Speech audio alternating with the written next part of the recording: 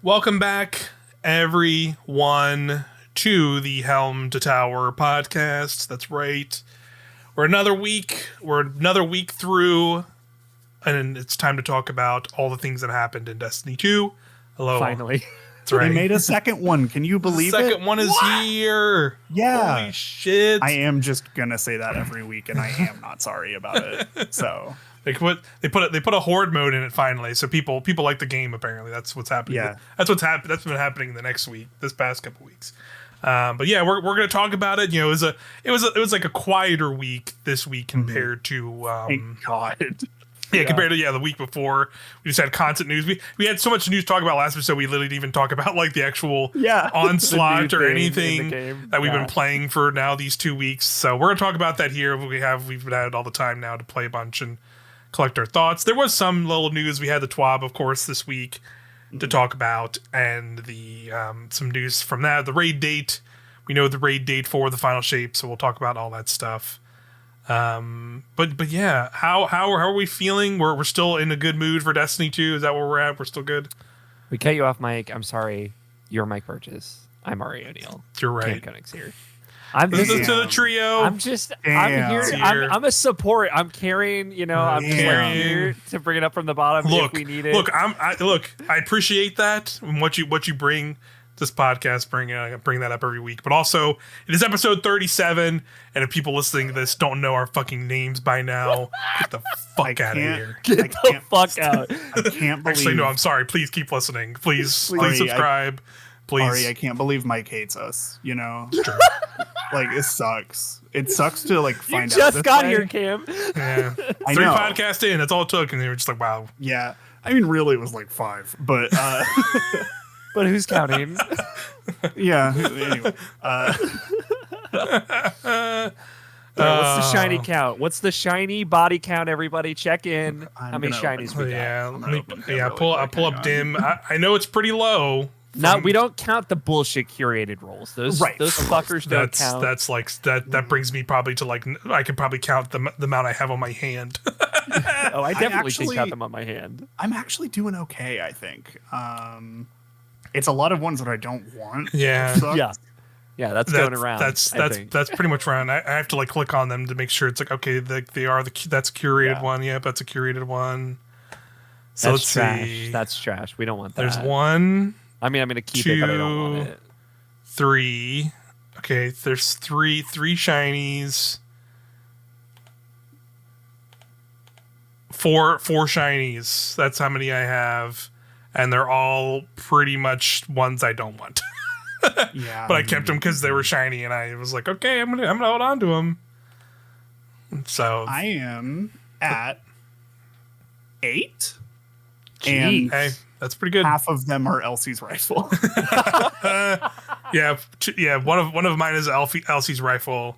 I do have 2 shiny recluses, but I do not like the rolls on them particularly. Yeah. And then I have gotten like I say 8, but that's like counting like the total I've gotten to drop. I've deleted 2 recluses that just had I think the scientific term is dog shit rolls. Yeah. Yeah. They were bad. Yeah. Mine are not especially great either. Yeah. So I'm hoping I held on to them just in case. I don't end up getting any of the rolls, but I'm holding out. So that once I do get them, I'll just be like, I'm going to delete all this out of my vault. Yeah. With like I had a realization the other day because I'm just like, oh my God, they keep adding new guns. I'm just not going to get the ones that I want. This sucks. We're running out of time. Yes. For some reason, just because like they accelerated how many guns are coming out, I'm just like, this is over in like a week and a half. We have like another month and a half. We got plenty of time. We do. We have another month. I don't know why I just like briefly panicked, but yeah, I did a little bit of that too and had that moment where it's just like, man, this is me too. This is like getting I like Onslaught. And like, but like, you do the 50 wave runs. That's pretty much all I've been doing. Once you learn that, like, one of my clanmates had no idea you could matchmate the 50 wave version. Everyone, FYI, I had the same thing. Actually, FYI, like you can do that. It's that once you get that, so I think you do like an intro quest that makes you do a 10 wave raid because I think we did that together on the stream a few weeks ago. But then you get a second node. and then in that second note, it then gives you a list of options, and you have the 3 maps and then 3 legend versions of Onslaught. And if you pick just any of the 3 maps, it basically puts you in matchmaking for those. And if you get people, with you. But it's that's pretty much all I've been doing since doing Onslaught. And it's like that thing where you attune stuff. So you're like, all right, I'm attuning this weapon. I'm hoping I'm going to get a bunch of stuff, and then you get like me, who's had Edge Transit essentially attuned for like 2 weeks, the 2 weeks we've had, more or less. And here, let me count it. I rolled these off last night to Ari, but I'll do it here on the podcast for Cam and everybody else. I have 4, 6, 8. I have 8 or 9 Edge Transits in my vault, and through all of them, like I had pretty much every role you would want from Edge Transit as a standalone, but not shinies. Yeah, I have 4 shinies as an update. LC, Hung Jury, Midnight. My consistent streak of getting God Roll PvP hand cannons that I will never touch is sure. Untouched. And Edge Transit. Midnight, not Midnight Hung Jury and a Succession. So there's 5. Hung Jury and Elsie's Rifle I have good rolls of that I'm happy with. I've had, similar to what you're saying, Mike, I've had Recluse attuned basically since I could, because it's like, just give me one relatively good shiny one, and I'm happy. Yeah. I have, I think, 12 Recluses in my vault. That is similarly, it's like, okay, I got Threat Detector surrounded, I got Feeding Frenzy destabilizing rounds, I got Repulsor Brace surrounded, I've got the shit that I want, but not one fucking shiny to talk about. I have basically had Falling Guillotine attuned since the beginning, because I just want a cool looking Eager Edge sword entirely for aesthetic purposes. Not a single shiny. It's incredible. Clearly, the lesson here is we just need to unattune and not. Honestly, I was very much considering doing that and just doing that. What I'm also going to do is like the day after we're podcast recording, I actually will have like a full day to just sit and like not have anything else to worry about and just play the game. So that's probably what I'm going to do, is like literally get up first thing in the morning, have breakfast, and then turn on my PlayStation and play. Get to work. Get to motherfucking work. And I'm just going to play for as long as feasibly possible in a sitting, and collect as many of the trophies of bravery. Because I've now also finished off all that stuff, like getting the armor sets. The armor. I'm done with the armor, so now I can hold on to all the trophies and just dump them into that chest. And that's basically what I'm going to do, is I'm going to hold on to collect as many as I can in a single day, few hundred, whatever the number ends up being, and then I'm just going to, if I get drops of stuff through that period, great. But I feel like 2 of the shinies I have gotten were from times I just dumped stuff into that chest. So I feel like they've like I think it's just because of the random nature of that chest. It has just like some kind of better chance or whatever. I don't know. Like, it's definitely one of those things where it could just be RNG being RNG, because we're going back to the day where, the people who are like so weirdly adamant against crafting or whatever are see crafting as this negative thing for Destiny. We've gone back to like what feels like this weird RNG chase that like, I don't fully disagree with like that sentiment of like, it has added like an excitement for hoping like, okay, I'm going to run over and grab this thing and hope it is this thing. And then, oh, it's not. And then like, okay. Like, for a while that's fine. But I've done for alone, and it's definitely more than this, but like, I think each character you have like a weekly thing tied to Onslaught, and you get 3 drops from those, and I think it totals out to 150 waves.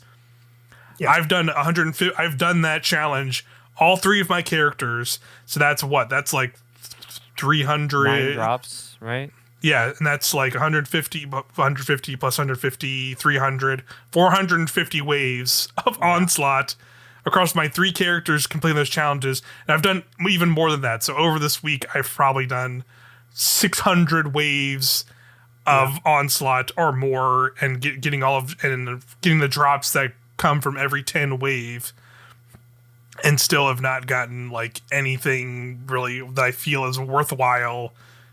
That I mean, I guess like some of the stuff I will live with but it is that shiny thing. Like they've made that thing that is the thing everybody wants. And now it's like I want that, and that's the thing that like makes it feel like it matters. And even though I have tons of, even though it doesn't, and it won't, and like it'll probably be that thing very quickly once we get to June 4th and the final shape comes out, right? And then it's gonna be like, oh right, I have just all of these really good rolled edge transits that'll do perfectly fine, or like some midnight coup roll that's probably fine. And then I'll start also getting the new guns that come from that expansion, and I'll be like, oh, okay, these are all be that. So it'll definitely probably like that'll probably be erased from my mind pretty quick. But in the moment, it's just like, yeah, I don't know. I don't know if I'm all with these people who think like we're somehow back in like so it's like so much substantially better than it was before we had crafting. And I'm just like, I don't know, y'all. I just don't think it's that hard. And like, I get the idea. I understand the idea of like, oh, it's not chasing a roll. It's like chasing the red borders. And then once you tick off the red borders, you just have the thing you want. And like, I get that leads the excitement of drops, but I don't necessarily, but for me, it's like one, I think it is also just a very much statement of like how people play this game and have always played this game for many years, where it's just like, we're looking for the cut corners and doing the thing that's like the most optimal all the time, always, every time. And that's like how much a lot of people very much play this game. So like crafting comes, it's like, of course I'm going to do this, even though I totally could have this whole time just been chasing drops just like I was before and not worrying about red borders and still just trying to chase the drop and hope I get the drop that I want. You could have always been doing that this whole time and just kind of completely ignoring crafting as a thing. Yeah. If you wanted, yeah. But, obviously the crafting made the direction. I think in some regards it has made them maybe made some guns less interesting in terms of rolls they can get, because I think there was a little bit of fear of like, well, now people have a lot more access to these, so if you make something too powerful, they can just easily craft it and then also have an enhanced version of it, and it'll just be like ruining everything. But I also think like there's still plenty of good guns that came through crafting, and I don't think it like completely ruined a specific gun for me because I could just craft it. So like I think that's always been my hope with that, where people are just like it's gotten rid of the chase or whatever, and it's like, sure, but like the guns are still really good, and like I can still go and I still enjoy when I get a gun and can pick the perks on it and have like that ease use, and then have the or kind of go over this system that we've had for so long and could be miserable in terms of like I again playing Onslaught a bunch, right? It has been fun and I enjoy Onslaught, but it is that thing thinking of like, man, since it's all based on RNG, I'm really fearing the point where I start getting just like, where like, we are at like, 2 weeks before final shape and I'm maybe still trying to get something potentially. And now I'm feeling miserable having to play Onslaught so much to try and get this thing. And thinking back on it, it was like, it's a bummer to like have an activity kind of ruined by that. Yeah. Ruined by those feelings. And like, but also I'm very grateful for crafting, because man, if I would have had to have chased a roll playing fucking Season of the Deep Salvage 6-player activity and the way we're doing Onslaught, like, man, I would have really I would not probably be playing this fucking game anymore or something, like, so I think I am still really grateful like crafting exists. But anyway, I've been rambling on, so what do you guys think? It's funny because like, I podcasted with two of these people that do this to every game that they played for 10 years, so and no offense to them, everybody knows I love Tony and Scott, but like the people who play Destiny, just like anybody who plays these kind of like grind-centric games, like they just love to ruin it for themselves with optimization, and like to an extent where like, we also play a lot, maybe not as much as a lot of people and maybe more than most people. So somewhere in the middle ground, in that gray area, but like this, we've seen like so much of that happen over these last 2 weeks that this activity has existed, right? Like the play legend for 10 waves to get 2 drops because it takes like 12 minutes, which is roughly faster than anything, and then just do it over and over again. Yeah. Which is stupid. And it's like, you know, because it's just like it's an activity. I still want to do it anyway. I get it, and like hey, let's make an afternoon of this where we're gonna do that or whatever, just for the drop's sake, whatever. But like, it's just that need to get gratification and satisfaction as quickly as possible versus the desire to just play the game, right? Like. It's the desire to play the game should come first. And I know I get it. I sat in fucking Cali and Last Wish with RNG, or not RNG, like LFG groups for hours and grinded every fucking red border in Last Wish. Like I did this. I get it. I understand. It was easy. It was chill. We didn't need mics. It was fine. And I was cool with it. And there was a good cheese or whatever. But like, that isn't how you should engage with every aspect of Destiny, because if you do, Destiny is no longer a video game. It is a checklist and it's chores, and nothing is fun. That being said, right, like there's maybe friction in areas that there shouldn't be, and I'm excited because we've got some updates and stuff. Like next week there will be more drops and more things, and maybe that'll help ease the tension, and maybe at some point before June 4th we'll get like an update to the focusing system, which I think is like fine. It's clearly like much like Onslaught itself, it's like a 1.0 version of this idea, right?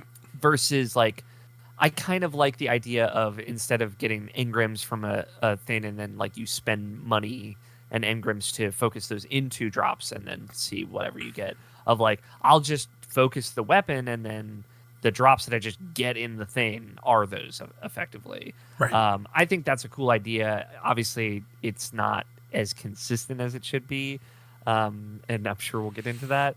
But like, I get very tired from we're exhausting ourselves on the treadmill, even though we have the option to like step off the treadmill and take a fucking break, and like enjoy ourselves.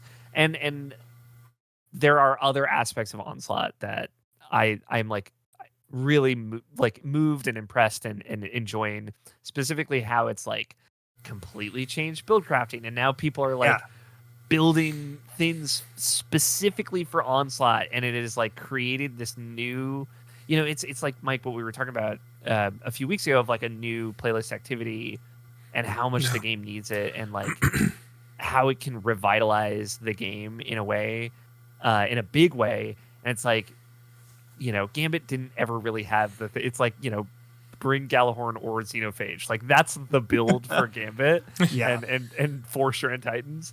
That's like the build. Whereas Onslaught is more nuanced in that it's like, okay, like here's this cool Fellwinter's Helm build, like, Orpheus Rig, whichever one. Orpheus Rig, for hunters, For hunters, like here's like a total thing, Precious Scars for Titans, like let's pull these really, things that aren't utilized, and it's not like they got buffed. It's just like situationally, this is so much more interesting because of the nature of this activity, and I think that's like so cool, and it like makes playing the game fresh and fun in a way that I really didn't think a horde mode would be.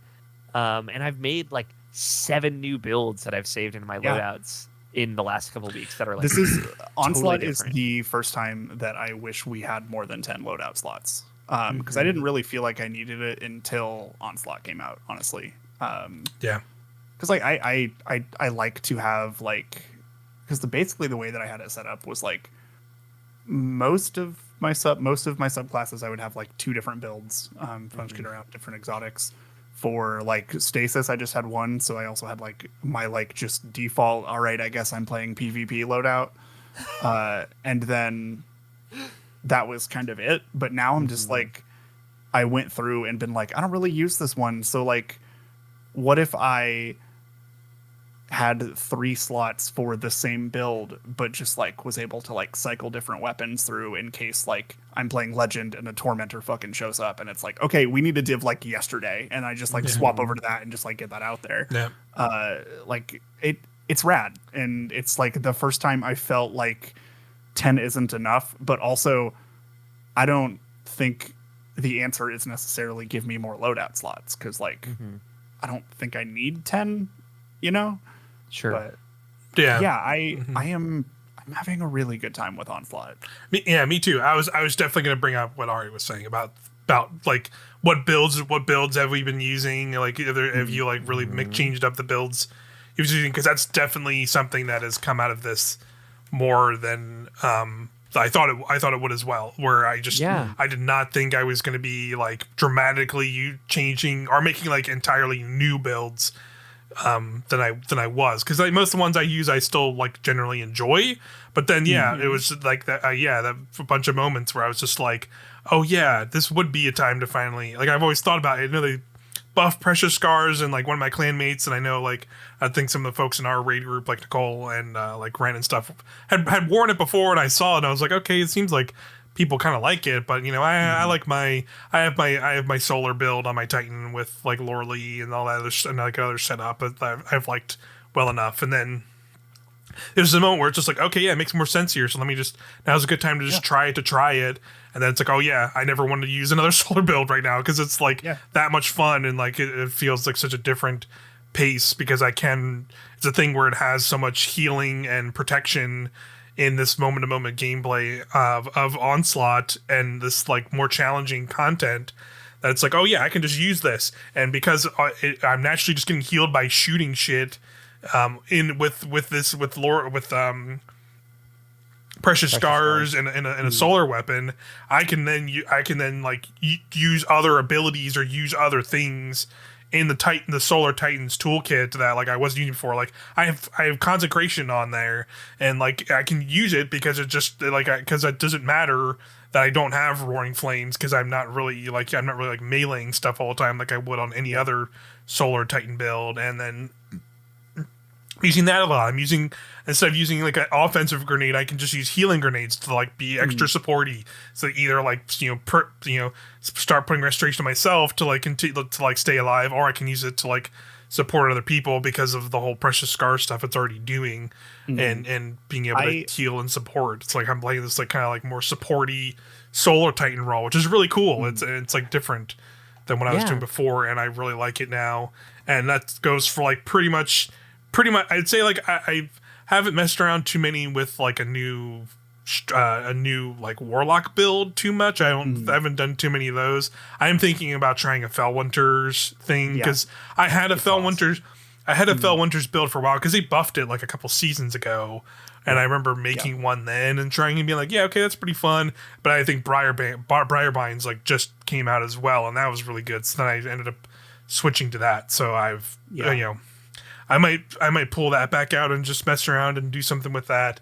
But most of the Warlock stuff was fine, because like I was already using like a Strand Warlock setup with Karnstein armlets, because the 3 melees to heal heal yourself, and I was already doing that already. It was super fun. And now I've paired it with last night, Ari, when we were doing that, I paired it with the Wishkeeper Strand bow for suspending, and then and then you have the Wanderer suspend like tangles.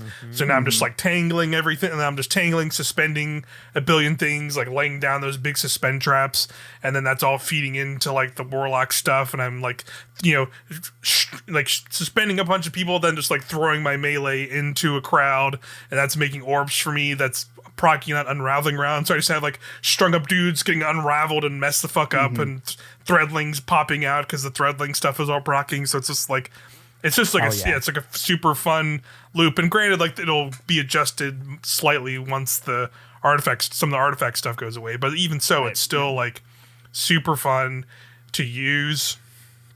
Yeah, I've also heard people like fucking around with like Vesper of Radius, which I would like to Fucking Starship Troopers voice. I would like to know more. Yeah. I made a Vesper build when Crota came out because it's super good at that. Hell yeah, and absolutely. I can see it being really strong in this but too. Like, this is the first time that like trying to decide how I want to word this. I think that this is the first time that I've been like super duper like fucking stoked about build crafting is with Onslaught, and I think a big part of that is because I think the difficulty of even just regular Onslaught is so like that perfect middle point of not too hard, not too easy, to where you can actually like get a feel for how your build feels. Because I know like a lot of people would like, oh, I'm trying this new build, I'm gonna run into like a Legend Lost Sector or something, and like sometimes that works out, but like depending on what you're trying to do, you know, the ad density maybe isn't always there or something like that, or you know, like it's also just really nice that it, like as you progress, if you're doing like a 50 normal, it like gradually scales in difficulty, so it like kind of forces you a little bit to like, as you're going through like figuring out how this build works, you're sitting there and actually, you know, like having and being forced to execute a little bit better on what you're trying to do. And I think that's really great. It has been, I was worried whenever they announced Onslaught. I'm like, oh, like if this is too easy, the whole thing is just going to fall apart. And I've been like really, really impressed with the, like, I think like perfect level of difficulty that like normal Onslaught is. I also fucking adore Legend Onslaught. Ari, I know you are not this type of person, but it's a good time. It's not as like miserable as like Grandmasters, for example. I know like I've not gotten to wave 40. Yeah, so once you hit wave 40, it's like technically harder than a GM, which is crazy. Yeah, You're like negative 30. Yeah, does sound bad actually. But it's so much fun. And have any of us finished Legend Onslaught? Yeah, I have not. We've gotten close. Last time we tried it was me. We got wiped at wave 43 because a Tormentor showed up, and it's like, all right, well, man, that wave 49 Tormentor is my fucking nemesis, and I don't really play Legend, but so like even on regular, we talked about like just last week when we were talking about the Dread, like Tormentor easily my most favorite enemy to engage with, just because of how much it completely fucks with everything on the battlefield. Like the boss Tormentors, like it's like you need to drop everything and deal with this problem right the fuck now. I'm really hoping Subjugators can hit that peak of like those champion level enemies that are like, you need to deal with this. This is a problem and you need to deal with this. And I really do think like those types of things, because like Wyverns, Briggs, like and they can be shut down and frozen and suspended, whatever, and not all of them can, I know, but like they don't create the same kind of tension that these enemies that suppress, that attack from range, that are aggressive, that grapple and grab you are like functionally immune until you get them down to half of their health, at which point they become a bigger problem, right? Yeah, exactly. And it's just like it's so awesome how much that levels the combat field and changes everything on top of all these other things that we're talking about. And you know, it happens frequently, guaranteed at least once in your 50 waves, right? And usually twice. I want to throw out like just the thing that I've been using a lot, that I've been really, really loving, is Boost of the Assembler back on the menu.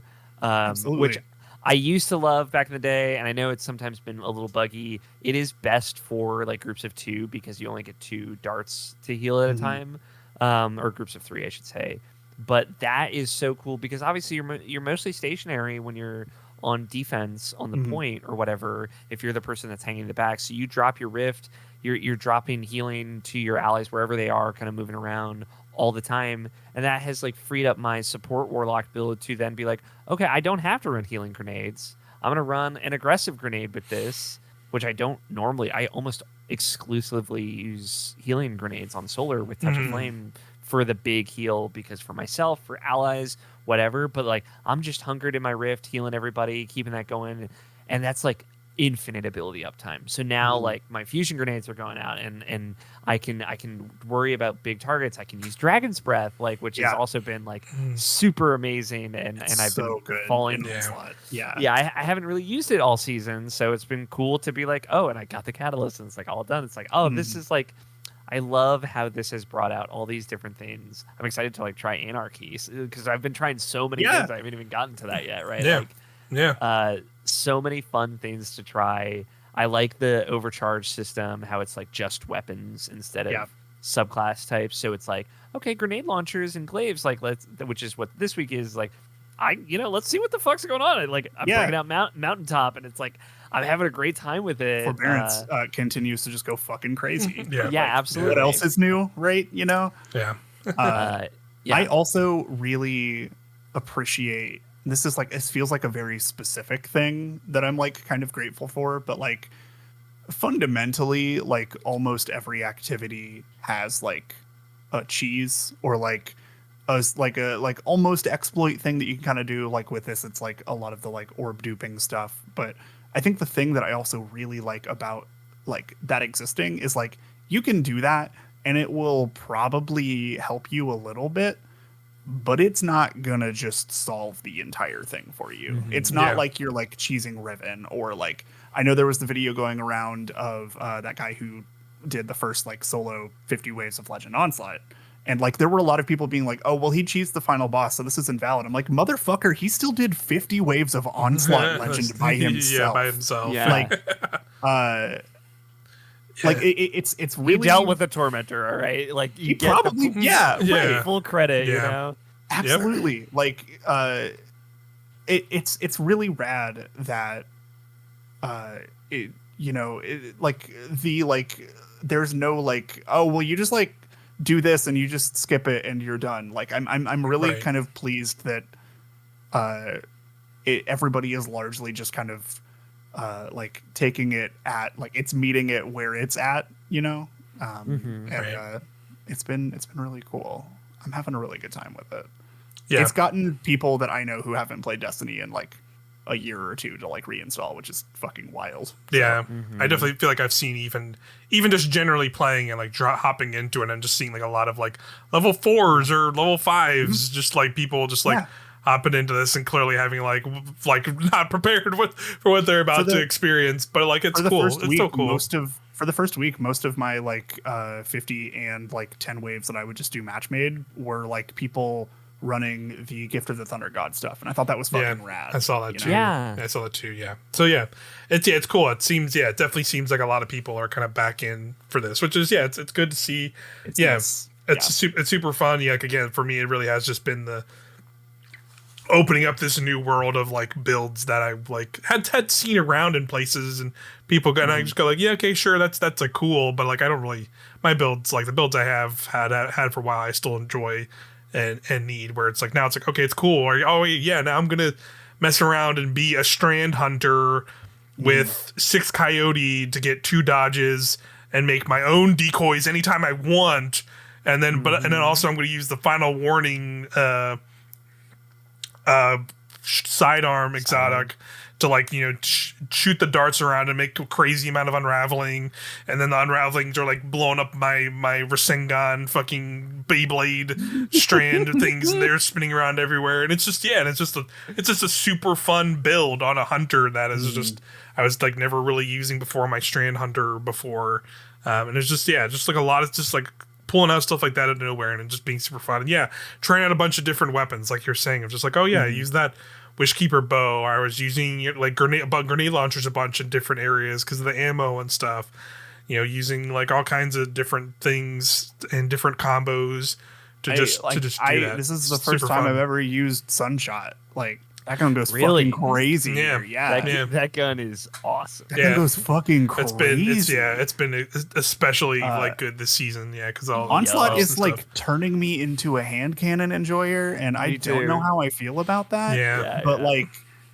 it's fun.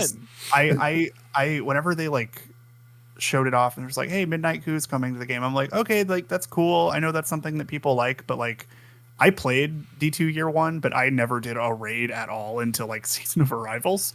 And so whenever I got a midnight coup, it was so just completely beyond fucking power crept. Yeah. Where I'm pretty sure I just like sharded it immediately because I'm like, fucking whatever. Hey, I want one of those with a good roll real bad. Yep. Same. Seems good. I think I am a 140 hand cannon enjoyer in PvE. In PvE of all places, right? They've you got like that. You got Zally, like they're just fucking insane. Zallies and Sunshot are like crazy good right now. The last time that I like really, because anytime I would ever like need to use a hand cannon in PvE, I would just use my like Time Lost Fatebringer with the fucking curated roll, because turns out explosive payload Firefly is just fun. The last time I used a PvE hand cannon before that was like fucking Better Devils in year 1. And so it's like kind of nice to be like kind of back a little bit, you know? It's just kind of nice to just plink plonk at like a dude's skull, and then whenever you get through it, he just like fucking explodes and then you reload faster. Like that's great. Big fan. Yeah, it's super fun. Like made a lot of, I think they buffed the hand cannons a lot in PvE over like the past couple of seasons. Did. And now it's like come to full fruition. And it's like, these are just like, I don't feel like they are killing things. I'm able to kill things faster with like certain hand cannons than like I think an like auto rifle or SMG can. It's kind of wild. I think fun. My head is still stuck in how like legendary primaries felt when Lightfall shipped, which was bad. It was real bad. They just felt terrible. Yeah. And I think that like part of me is still just like, okay, but like every time I'm using a hand cannon and just like slaying the fuck out, I'm like, okay, but like this is bad, right? Like these are not good, right? Which is not true. It's not anymore. Mathematically not true, right? Yeah. So there's still some weapons I think that are like kind of behind. Yeah. Like I'm just like so SMG pilled, honestly.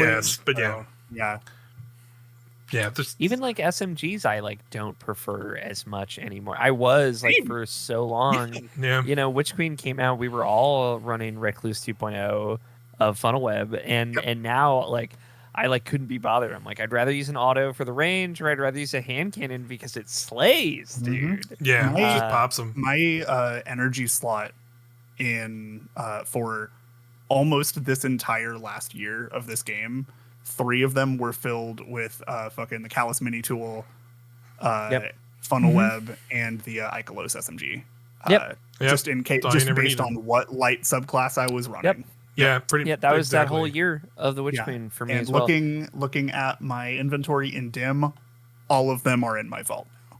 So same. And I like. I have Callus Mini Tool on one of my characters, but everything else.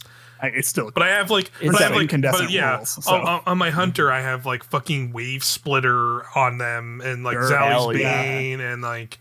Fuck it. My Warlock has the Bis Defiance auto rifle. Yeah. I freaking had Drang. So I used Drang for a little bit in one run. Sure. Because it's like I have Wellspring Incandescent on it, and it was like, this thing's cooking stuff down, and it feels good, and with all that stuff going on.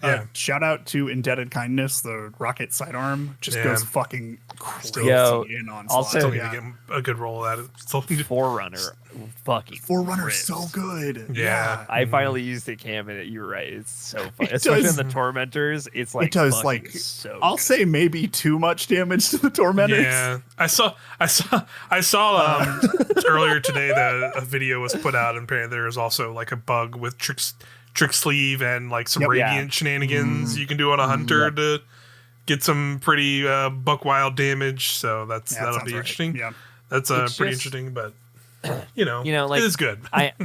At the beginning of Season of the Wish, I talked a lot about it, and I still stand by like the coil. I adore the coil. I like a lot of what you said about Onslaught, Cam. Like I felt about the coil of like totally what a great ramp up. What a like I don't mind longer activities, and the coil is about 50 minutes depending. And it's about Onslaught's like maybe like 5 minutes longer depending. Yeah, like, give or take. An hour. Yeah, I would expect an hour run, sometimes Same. hour 10, sometimes 50 minutes, right? Like somewhere in that range, depending if you're like running with a group or running with randos.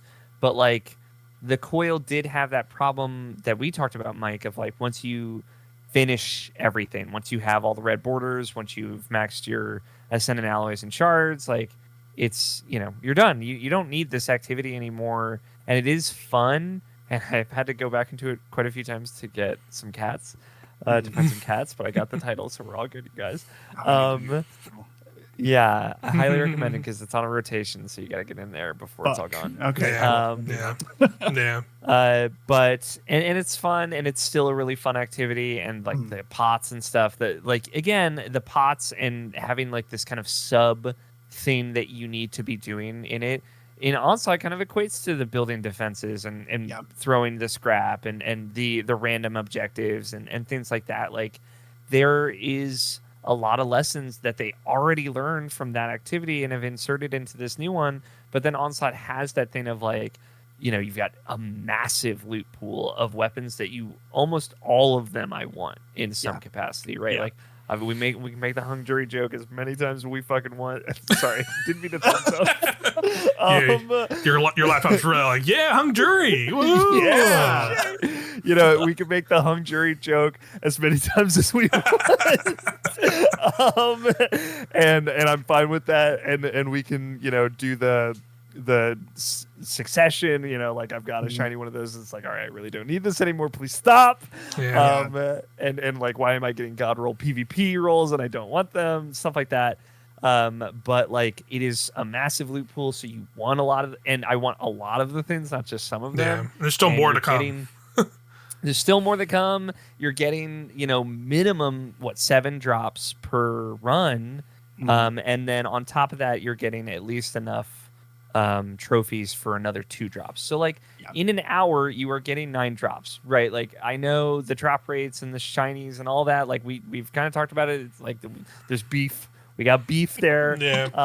But you are getting a 9 drops per hour is like some of the best you're going to get in Destiny 2, period. So I think there is like a lot of good stuff about this that is threading the needle in a really good way, and the difficulty and the build crafting on the weapons, on the loot, on the activity itself. And it gets me like, this is like such a good palette warm up for Prismatic, right? And then even though we're gonna probably drop off of Onslaught when the final shape comes out, just because we'll be very done with this activity by then, I'm sure. But also hopefully have all the guns we need, and it'll be moved to another thing.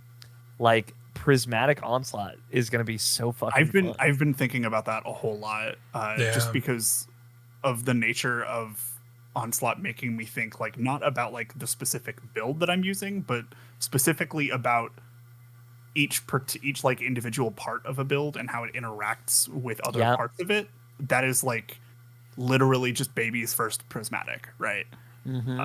Very, very excited to fuck around with that. Sure. That'll be a very interesting. So once going into that, fucking crazy. It's gonna go bananas. I'm very curious to see how Prismatic fucks up Onslaught in weird ways, because all like the shit you can combo together with like multiple people and having everybody running that. So that'll be really interesting. I definitely I like Onslaught a lot, and that's, I think I said it briefly, that was like my one sentiment again is just like I like, crafting versus RNG drops and whatever is just like, they both have their pros and cons, and how they enhance playing Destiny and feeling rewarded for playing and all that stuff. I think that's just my fear, is because I like Onslaught and am enjoying it, and like kind of this renewed like love of maybe not like Destiny entirely, but just like, I still like Destiny, but like, exploring new builds, having cool, really good weapons that I really want, which me and you already talked about a lot in previous seasons, specifically post Lightfall, of like, man, I don't give a fuck about, like, I never give a fuck about the season, any of the season, the deep weapons, like the Defiance weapons before that, like, I didn't give a fuck about any of those. Like I think like there's a couple of the wish weapons were good. Yeah, a couple of the wish weapons pretty good. A couple of the witch weapons were okay. Yeah, exactly. But like they were okay, but they were like good enough to be like, okay, yeah, I want a strand rocket launcher, so I'm gonna get this witch. Guns there's a strand that have like there's a strand fusion rifle. So that's fun. I'm gonna get that from Wish. Fucking Scatter Signal being one of them. Yeah. I mean, the reason that I like actually crafted the I think it's a solar fusion, the Aramite. The witch. You got it. The only reason I crafted that was because the crafting was happening, and then I just did a casual fucking 12 million damage to Crota. It's fine. Yeah, fine. Whatever. It's fine. But yeah, every other weapon this year has been like, all right. Which I mean, I get it. Like they can't all be bangers, right? You have to have some like kind of whatever too bad shit to make the good stuff stand out more. Like I absolutely understand that. I honestly, and I don't know if this is like an unpopular like take or will make people mad, but like I would genuinely love to see Bungie do something like the limited edition, like the shiny gun shit. I'd love to see them do that shit more. Because it's something that like kind of functionally doesn't super matter. But it's like a reason for people who like actually do care about that stuff to like get in and engage with shit. I think I like it kind of like in tandem with the like crafted stuff. I think it like works a little bit better like in balance with like both of that. Like, okay, well, if you don't want to like go for that like pure like RNG like grindfest type shit, like you can still just like put in like a certain level of effort, and then you've got, you know, like your like guaranteed stuff that you can just kind of keep as like a workhorse or whatever. Yeah, I think I was definitely gonna bring that up as well. I think it's a really good point. Like I think there is a beautiful world or like a near perfect world for both parties. I can see in the future where like because we're going into final shape, right? And they've already said like, okay, the weapons that are coming from this are going to be enhanceable. Some of the other weapons that have come recently as well, like the refreshed prophecy guns, they're going to have enhanced perks, and like obviously crafted weapons are going to have enhanced perks and stuff. So like they're going to be more in line with each other when it comes to like these random drop guns can now also get enhanced perks like crafted weapons do. So, like, you know, the benefit of crafting, obviously, is still that you have more direct paths for them. But, you know, you can still chase after these enhanced weapons or random world drop weapons because those can be enhanced now, too, and that feels still worthwhile. But I think adding the extra layer of, like, also, you know, these world drops can be, you know, from a particular, like, limited activity or some kind of, or for some limited moment or whatever. They can add that shiny aspect or that or like the multiple perk aspect to them to make them feel like these more desirable chases for those people. But ultimately, you could still just go get like if you miss out on that thing or don't have the time to chase after those things, you could still just like get red borders and, you know, have the red borders and have a crafted version and have like essentially the same thing but that person who chased it gets like a shiny colorful version and it has multi perks on it. I think that's a fair trade generally overall, and it's like a world I'd be okay living in if they want to balance that stuff that way. So we'll have to see what they do.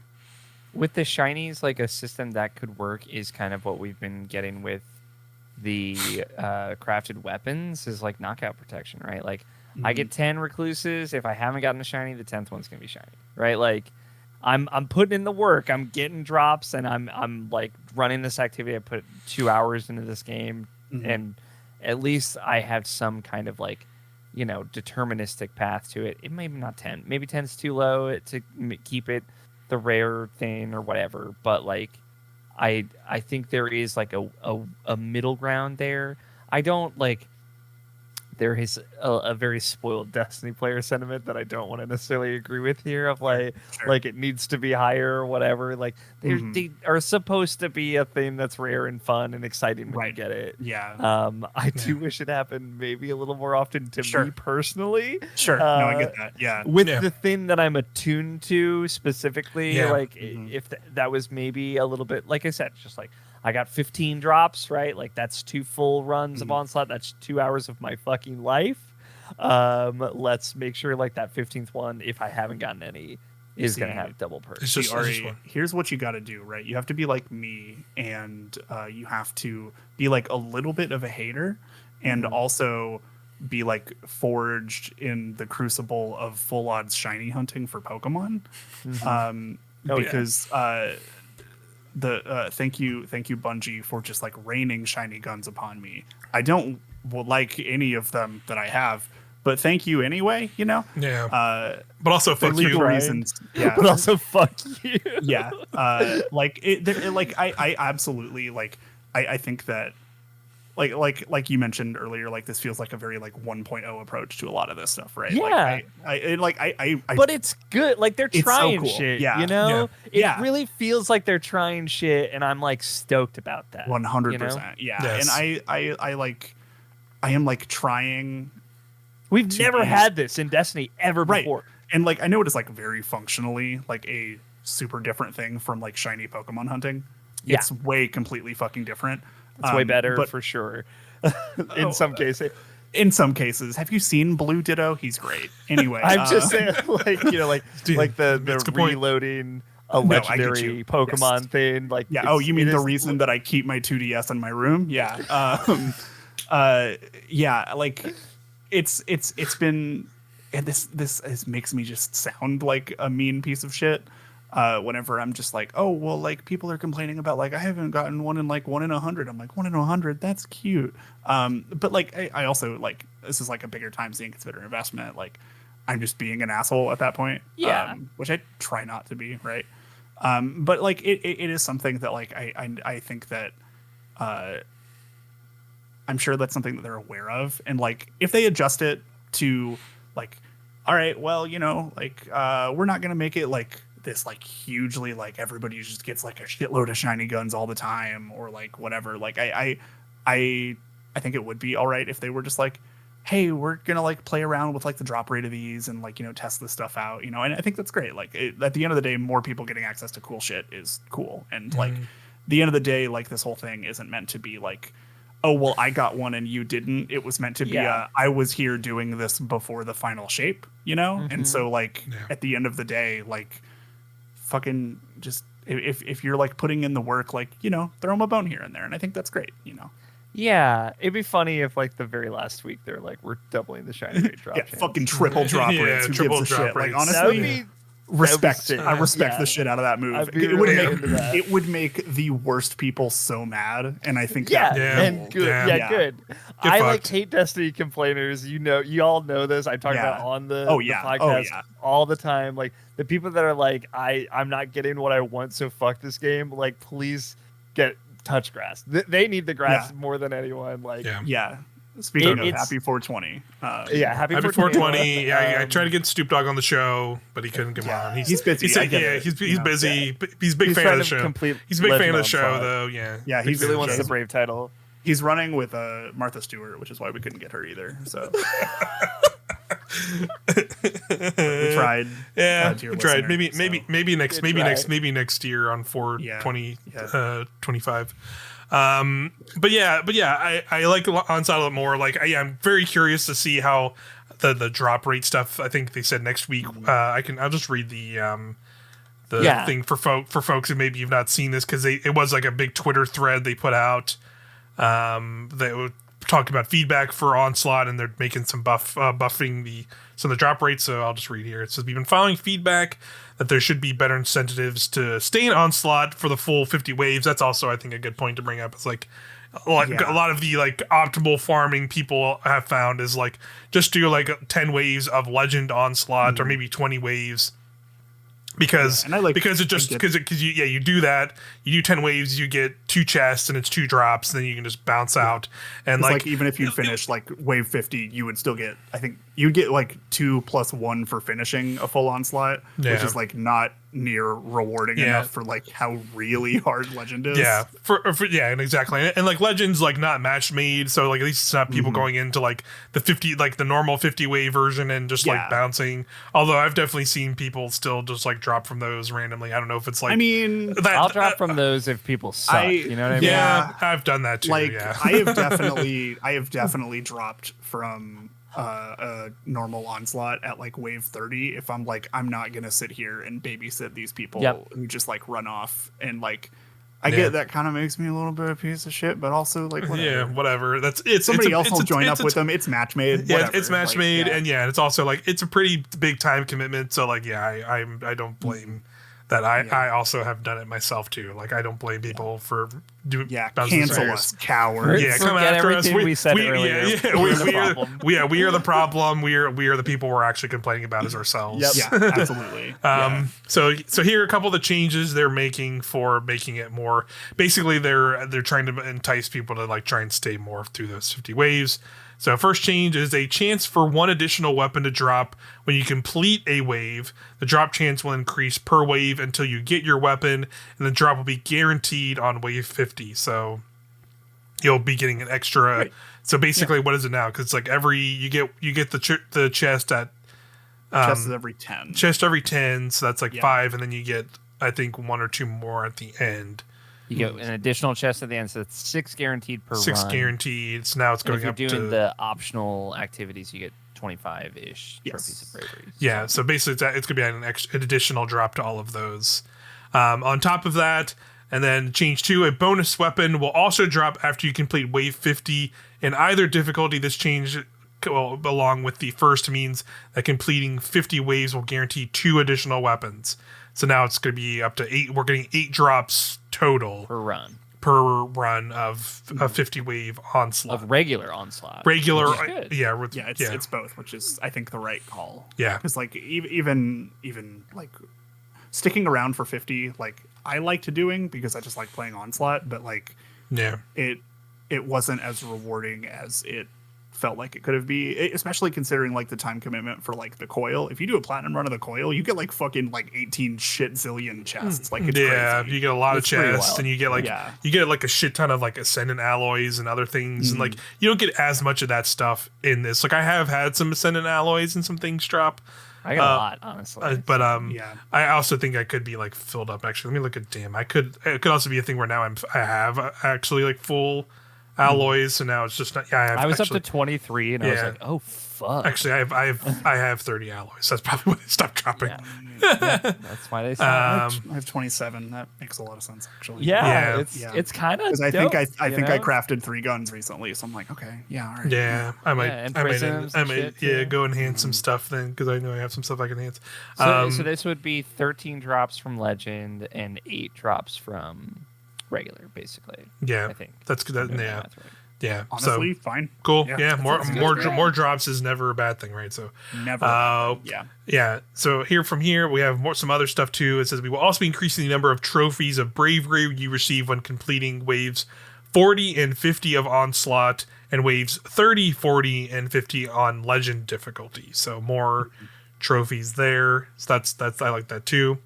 Our goal with these changes is making sticking it out into the later waves feel more rewarding. We've also seen people ask if Shaq's vendor reputation will be able to be reset. Lord Shaq's vendor in the Hall of Champions was not meant to be reset, and any text stating a reset is available is a bug.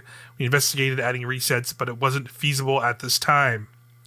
One of our goals with adding the additional chance for a weapon to drop when completing an Onslaught activity wave is to increase the total rewards earned. You can no longer earn brave engrams from Shax after you hit his reputation cap. And it says we target this update for next week to get these changes in the live game, and that's the end of that. So that'll be this week that this podcast goes up. We will be getting those changes hopefully. And yeah, I know people were like, "Oh yeah, you max out Shax, and you don't get any more stuff," and then that's the end of the Shax reputations. No more engrams. It is a little bit. It definitely is like a little bit of like, oh man, but clearly like it seems like now we've learned from this TWAB, which you can go over here as well a little bit. But they kind of gave a clarification of all the stuff that is staying post final shape and also leaving when the final shape releases, and that is basically that whole Hall of Champions, like the Hall of Champions, and Shax as a vendor in that Hall of Champions is leaving the final shape. So it's never really, I don't think it was ever really meant to be a thing that the Hall of Champions stuff was never really meant to be a thing that stays around. And they're going to change it to just, I guess, you're just going to get the general drops that you get once that goes just into its normal playlist version, because they're putting Onslaught in the Vanguard ops. That is still staying like they've said before. That is just going to be its own playlist thing, and you're just going to be off of the drops. And I guess like the weekly stuff will still be there, like the weekly rewards or whatever you can do will be there still. But that's something to keep in mind. But I guess I should just go over the rest of the stuff here that is going. Yeah. So basically, the Brave Arsenal limited edition variants, so like the shiny stuff, yep, that'll be going, as I think we've talked about that before. Hall of Champions, all that stuff is going. The the Parade Armor set that you can unlock by opening the chest in the Hall of Champions, and the Super Black Shader, that stuff will be earnable post Final Shape, but they don't express like how it will be and if it'll be immediately available. So I'll just throw that out to people who are listening. If you want that stuff, try and get it before June 4th. I would say, because we've had scenarios in the past where it's like, that catalyst stuff for these weapons will come back eventually. Don't worry about it. And then 6 months later, oh, here it is. You can finally get it, or even longer.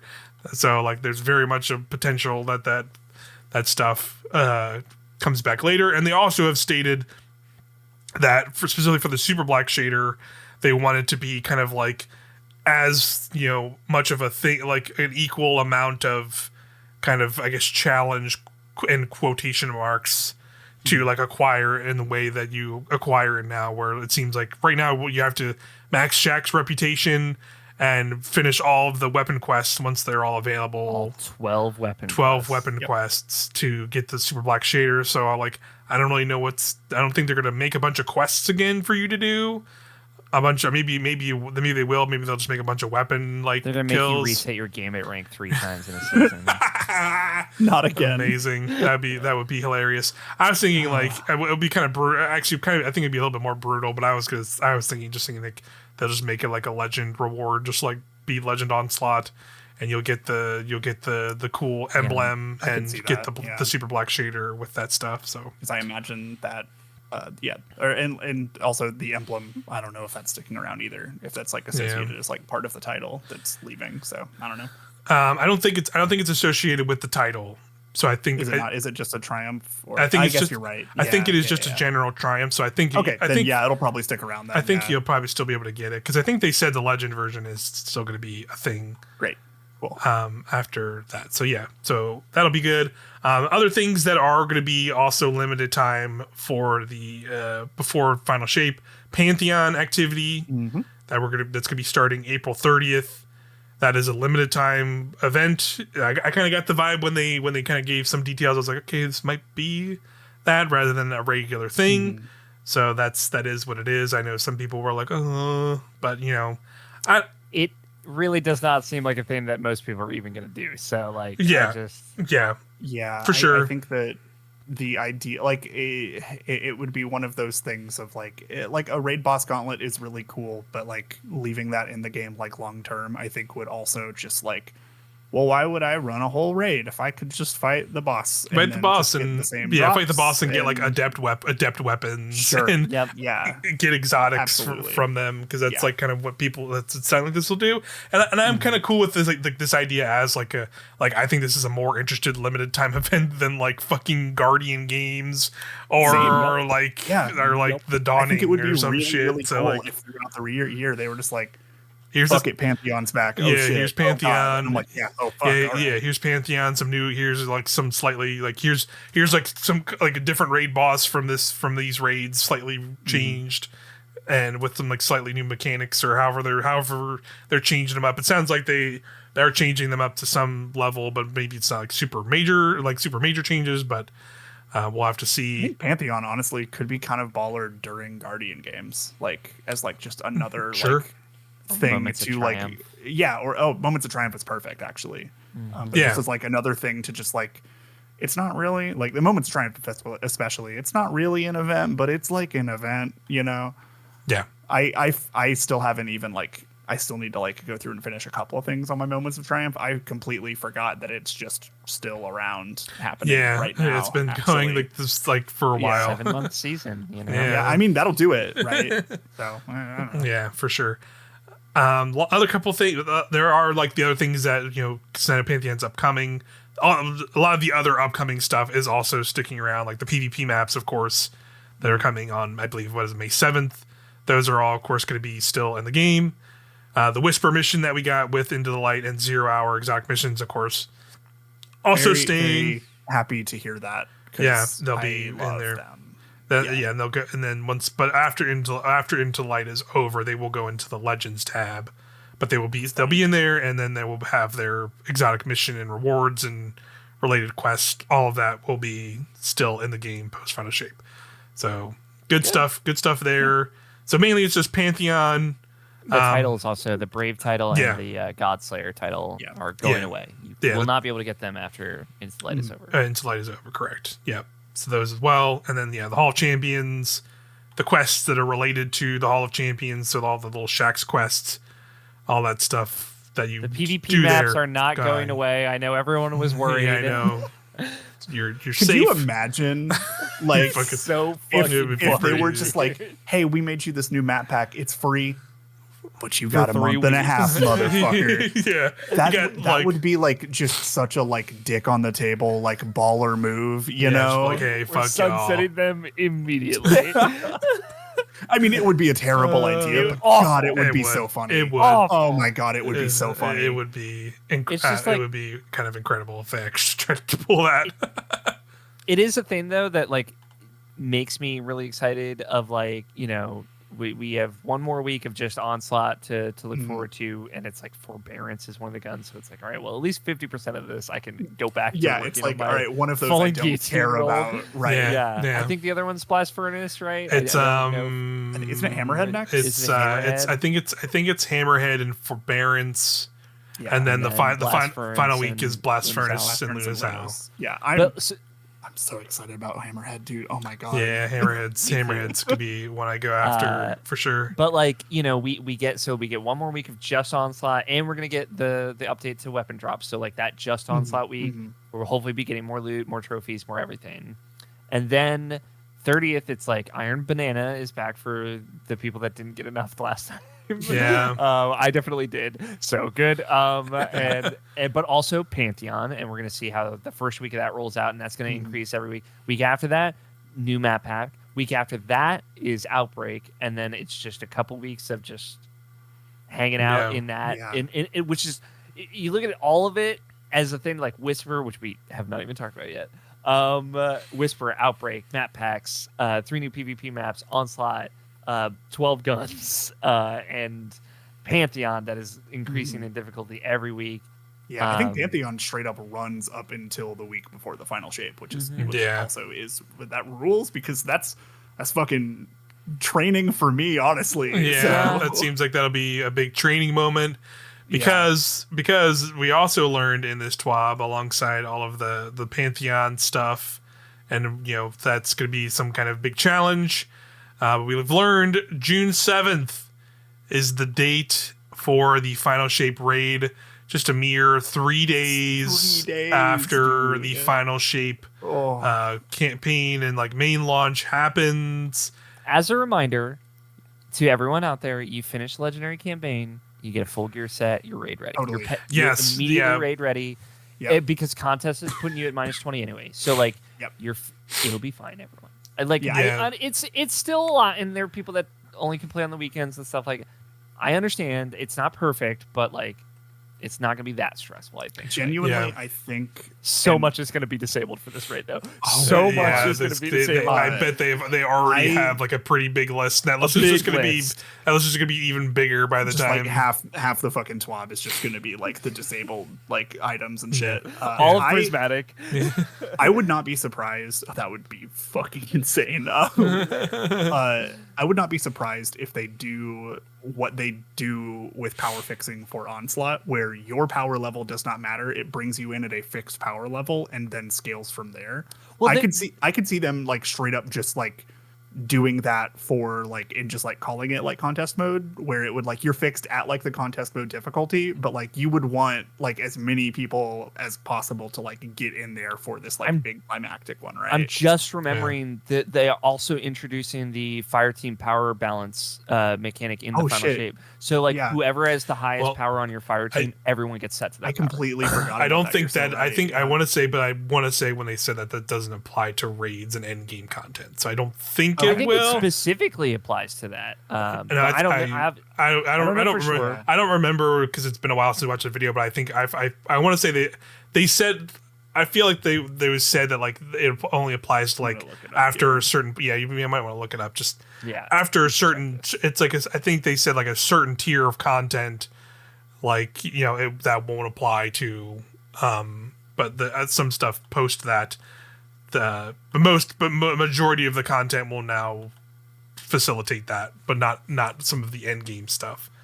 Because otherwise, like literally, no one would have to like only one single person would have to engage with all of the grind. To an extent, to an extent for some stuff. Yeah, we're but just not gonna everything. fucking coast here. You just like do all the work and just bring us through. That'd be fine. But the rest of the thing you said right, like I know like a lot of like. I think this was like a good, like a very interesting thing of like how they're building up Final Shape, right? And like what Cam a thing points you brought up a lot, like on the previous week of like a lot of people just want things out of Destiny for like the feeling of these moments again, and like seeing this again, I think brought up that moment of when Last Wish was the last Destiny 2 raid, and it had like a very similar, very brief time span, and was like now and is like considered one of the most brutal like raid race launches as soon as it happened. But like Destiny and how you power grind is like very different from what it was then, because like you said, you do the legendary campaign that brings you pretty much on par with power to do that stuff. Just from being in the campaign, there's all kinds of other shenanigans like bounty hoarding and other things, and we also know that like I guess like some of the seasonal artifact stuff will have to be accessible at that point. It might not even be, because we know the episode is launching after the final shape. Like it's like literally like the week after is when the first episode starts. So we might even have like a seasonal artifact to use to go into that. So that could be interesting how that works. Really interested to see how that like goes. what and like that'll be definitely bounty preppers in shambles right now. Yeah. I did find an answer about the fire team power. It does not say that it excludes any like end game or high difficulty stuff. It just says, what's it called again? Fire team power. Yeah, it's fire team power. Yeah, to ensure you always play with your friends, most activities that use power. It says most activities, so I imagine they could just like disable it based on like certain things, like maybe like for a GM you can't just like bring a fucking new light in or something. Because I think like it was more so like when they were like discussing it in the video. Like sure, I just remember vaguely this lady saying like something. She mentioned like a couple things. Like I want to say she like mentioned like like for trials and for some end game stuff. Sure. Yeah. It doesn't really apply, but for like a majority of things. It like where it makes sense. The wording here says most activities that use power. So they give themselves that way. There's still like a lot of things like obviously we just don't even know that they haven't talked about Final Shape, because we know like there's that weird Pathfinder system which we've brought up a couple of times, and like they haven't mentioned that at all. And like how does that play into like power leveling our characters now?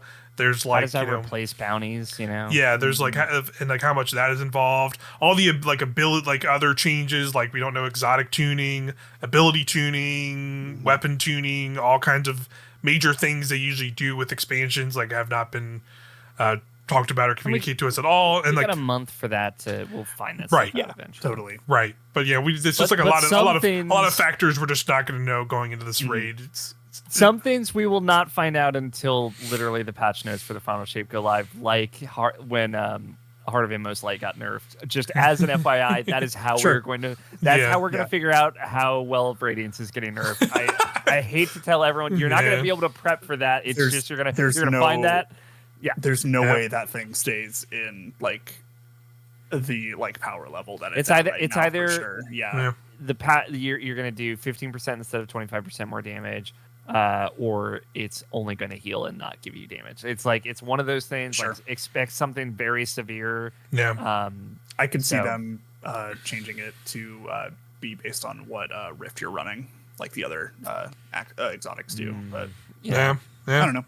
Yeah. Or be smaller again, like force like nerf it, and then force like one of the exotics into like, hey, if you want to have like that classic experience, they're just run like, this if you want exotic.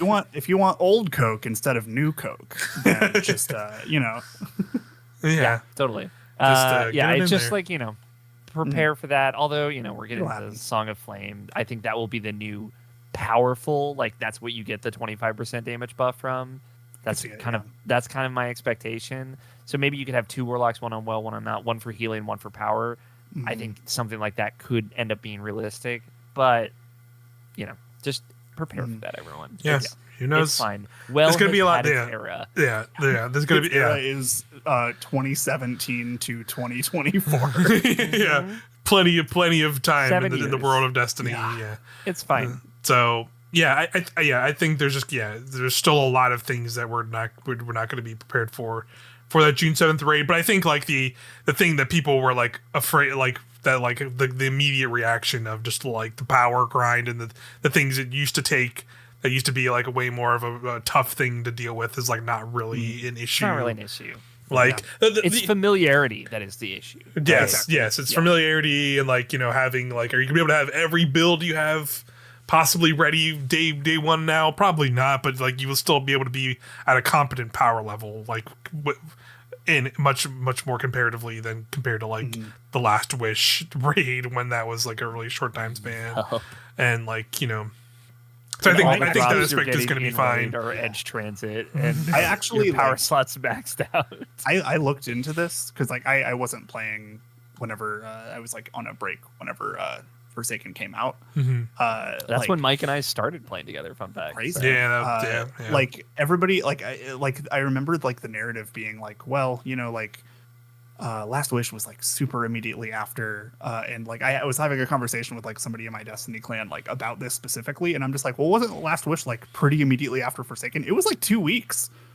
Yeah, it was. Which but the Dreaming City changed everything. Totally, and like a lot of the big part of like the prep for that specifically was like how hard you had to grind for 2 weeks, and I think just like over time that story is just like kind of conflated to we just didn't have enough time, which is like not kind of true, but like kind of not, but like this one is 3 fucking days, and like there just wasn't deterministic drops. Totally, like you couldn't get.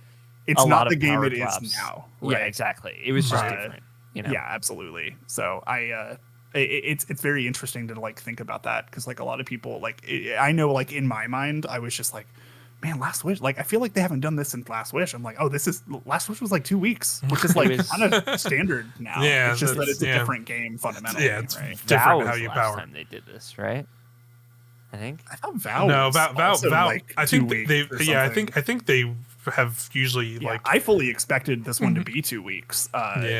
Because like that's just been their cadence. Because I was like in my head, I'm just like, oh, they're going to be competing with the fucking Elden Ring DLC, but apparently fucking not. So and it seems like they gave one of the people on the Destiny team. I think it's Katarina. She's a project lead she was in the Destiny. new showcase a whole lot too. Yeah, so. She got on Twitter and clarified some things, and it's some things we kind of like speculated and chatted about in our own little group. But she said, "Hey everyone, wanted to talk about why the Final Shape raid is going live shortly after release on June 7th. We know this is a tight turnaround and wanted to share some context on why we made this decision back in August."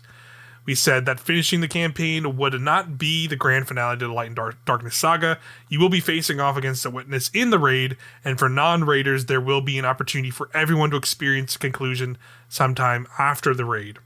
The Final Shape expansion is different. The additional content in the Pale Heart post-campaign and unlocking the raid for everyone is important for getting a cohesive and satisfying story experience. We're looking at you, raiders, to be the tip of the spear. When raiding arrives, no matter if you choose to go in for contest mode in the first 48 hours or wait for a normal mode to unlock, in order to experience the story linearly and as intended, you need to have the campaign completed and finish the quest wildcard. Prioritize those. Episode Echo Story, the beginning of the next journey, starts in week 2. So basically, it seems that quest being called Wildcard's definitely a Cade reference, right? Mm-hmm. Yeah. Okay. Totally. Yep. Yeah. That's like just like so fucking just like, look, it's Cade. Do you see? It is Cade. Mm-hmm. It's like that's the ultimate the ultimate wild card. Yeah, nice little tease there. It totally makes sense to me. I like, especially, they are. I think the Forsaken comparisons are more valid because like they are talking about this thing of like the Pale Heart is different and like things are going to be different after the raid, and there will be another campaign mission that is your epilogue to this story that we want everyone to see within that first week. Yeah, and then we want to start Echoes the week after, right? Yeah. Like. Yeah, so it seems like it seems story driven. Yeah, it seems story driven, and it seems like that's mainly that's like the pushing thing of like it's the story. Like I think you Cam made the good point in our Discord chat of just like if it would have felt a little weird to like finish that legendary campaign on the first day and then been like, all right, see you in 2 weeks, witness, and then we're just kind of like for the last mission too. Your days are fucking numbered, and you're just like sitting there for 2 weeks just stewing. Because that also already happens. Like obviously not like it's not as big of a moment as fighting the Witness, but like Destiny 2 like seasons like that happens all the time, right? Where it's just like we have this season end on this cliff note, and we're just like, all right, see you in a month. 3 months. 3 months, dude. Fucking ritual, peace, dude. Oh my god, yeah. That Crow jumped into the portal in like what fucking January. He's in there. He's like in there. I don't know. It's crazy in there, dude. It's fucking crazy in there. He's just lost in there. We just like get on the phone with him. He's like, no, you don't have to come through yet. And you can just like, no, I promise, like, it's a really tough time out here. I'm having a horrible time. Smoking and you just weed like, with Cade. Yeah. You just like hear like the sounds of like the sickest party of all time on the phone. And he's just like trying to hide it, He's just like, nah, man, don't worry about it. It's all fine. It's like, Crow, dude, we buried the hatchet already. You want this joint? Yeah. Just Cade in the background. Just like, happy 420. I mean, happy 420. Yeah, exactly. Beautiful. But yeah, I think that's fine. It's the most emotional cutscene of the campaign. I cried when Cade passed that when joint. Cade said like Nathan Fillion just saying in his most just like emotionally devastated voice, "Do you want to hit this shit?" It's great. It's beautiful. It's art. Really. It's beautiful. Yeah. A beautiful scene. Truly, learning a different green subclass. If you know what I'm saying. Fucking go. Truly, the culmination of 10 years has led to this. Exactly. Absolutely. Yeah. The stakes literally could not be higher. If you know what what we're saying. You know what we're saying, gamers. Anyway, so yeah, June 7th is the raid date for the final shape. It's going to be a lot of fun. I think it's going to be great. Oh, I am so fucking excited. I think that raid's going to be like super fun. And I'm also like excited because like for like a really like sentimental reason, because like a lot of my raid team that I normally run with, like after the final shape is their like bounce out moment. So it's like very much like an end of Fast and Furious kind of shit. Yeah. And that's like makes me like really like kind of mad emotional, Yeah, I think that's good. I think it's going to be a lot for a lot of people. Like I'm just like really excited for just like one just big last fucking ride with my boys, and like it's just going to be great, and I'm going to have a great time, and it's going to rule. Yeah. Can I make a stab in the dark guess for the final raid situation? Okay, let's hear it. Yeah. The Witness, when he does his wipe mechanic in the fight, it's gonna like slice everyone into pieces. That would be so cool. Yeah. And there's like an animation, it zooms out to third person, slices you apart, and then it does the skull. That would be so cool. Everyone gets sliced and the skull comes up and that also gets sliced or something. Some gold. Oh yeah, it has like it's bisected or something. That'd be sick. I definitely would love some kind of like I was thinking the slice unique murder. Yeah. Either that was going to be a wipe, or that was going to be like one of his actual attacks. Like he's going to have like you're in this arena that he's like slicing up, and if you're like in the slice the slice path, it like freaking it just takes you out. And then like, you know, maybe he has certain like bigger ones that straight up like cut the arena into like big parts or something. That would be sick. Yeah, it'd be. That's what I'm hoping for. What I'd also love to see is like, I think it'll be like, not like a little bit more traditional raid ultimately, in terms of like it won't just be all the witness, but I think it would be actually sick as hell if it was like you just go into first encounter and it's the fucking witness, and you just like fighting them, and you have some fight in different ways, and then the second encounter you like beat him, and then the second encounter he like fucking, you know, Final Fantasy transforms into some crazy form, and it's like just escalates from there. It would be so chills right now when you say that. Would be sick as fucking hell if he just has safer like, witness, and he just transforms into this, because like the whole thing is like the witness is like this weird like combined amalgamation of some huge thing, like, so it could be like whatever form they want it to be, so like it transforming into some fucking crazy shit. Like, fuck it, just do it. That'd be like so cool. You like kind of touched on this idea, but like I think that there would be nothing like for a first time experience more just like fucking like bone chilling terrifying than like, what if you wiped and there was just no screen after it for a second? Or like they just like really like fucking, they just like fucked it up for like a little bit, and then it like showed you your stats and all that shit. Like that would be like, oh, we're dealing with this shit now. Hell yeah, that'd be cool. Like it's like it's gonna be great. Like, you know, we got it's gonna be a whole new enemy race as well for like this whole raid. Most likely could potentially more than likely it will be fighting every single enemy race we've ever fought in one raid. Sick. Which would also be sick, insane, so and cool. It's gonna be epic. The music is gonna be incredible. I'm not looking forward to contest mode tormentors. I'm not gonna lie to you. No, they're gonna beat your ass. They're absolutely. They're gonna grab you and throw you off ledges or whatever. I'm so excited because like I love like the mechanical stuff of the raid, and like obviously like if I'm doing contest mode, like that shit is like it is what I am about. But, figuring it out is so fun. It's so much fun. But like I am so excited just to see what like the art and like sound teams have just cooked up for the like literal like culmination of this whole fucking thing, because like, you know, that they were just like fucking just like the fucking like gifs of people like writing on a piece of paper that's fucking bursting into flames like type of shit. Like, you know, that music is going to go fucking crazy. It's gonna be like that last fight. Opus. Oh my god. Yeah.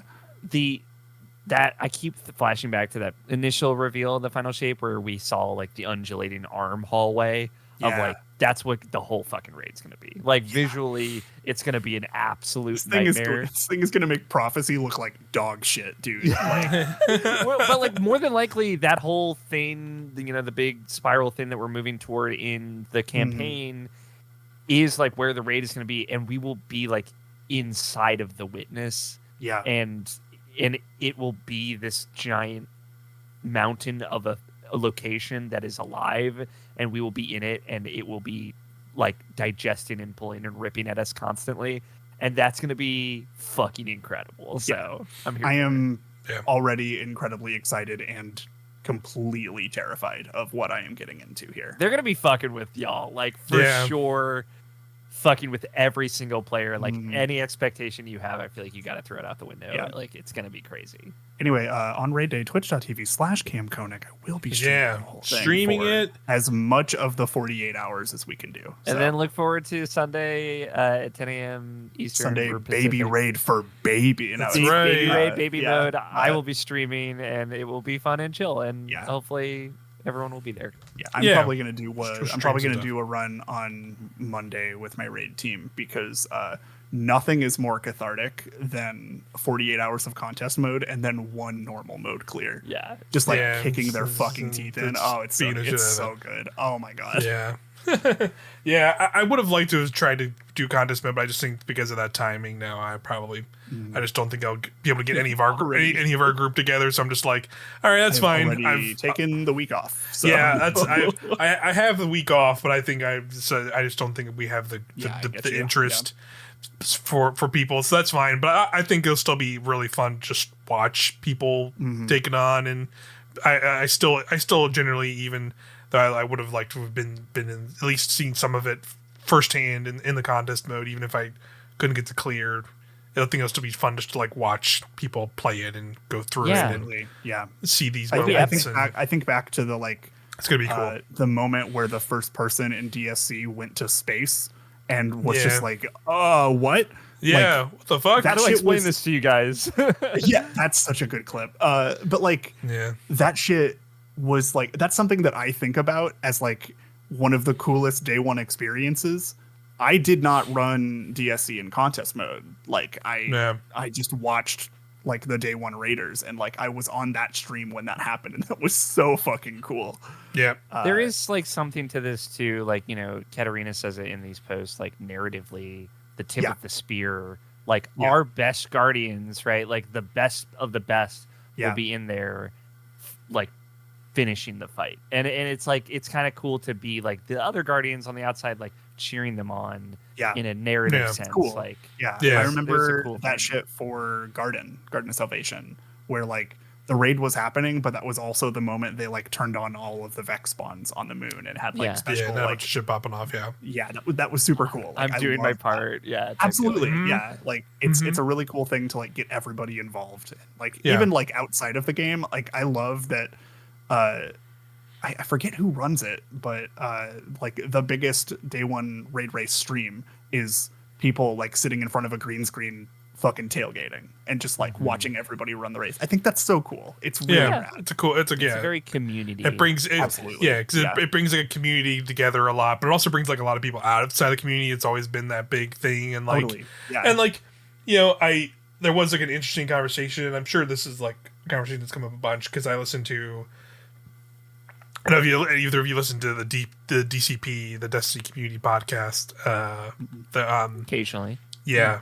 I was listening to their episode earlier week, and Fran Mirabella brought up, but like the point of like he's kind of over it to an extent, just because like some aspects of it feel more like it is a marketing thing rather than like a big moment. And like I can see that because like he's kind of making the case where it's just like, I think you can still have contest mode go, but you can also just have normal mode go up at the same time.